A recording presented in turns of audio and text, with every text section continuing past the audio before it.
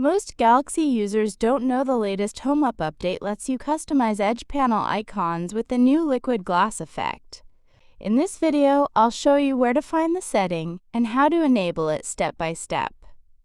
Open the Home Up module to your Samsung Galaxy phone.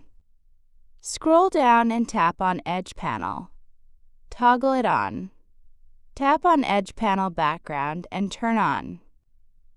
Here you can customize Edge Panel background, background image and color. Set the background image from the default or set custom photo from your gallery app.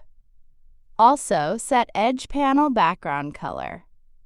To give your Edge Panel a sleek liquid glass or transparent look, move the blur slider all the way down. Then, lower the alpha slider until you get the transparency level you like. Now, open the Edge Panel to see the new glass-like effect in action. For the best appearance, adjust the corner radius to match your preference. A slightly rounded corner gives your Samsung phone a cleaner, more premium look every time you open the Edge Panel. If this tip helped you, don't forget to like the video, subscribe for more Samsung One UI tips, and let me know in the comments which new Home Up feature is your favorite.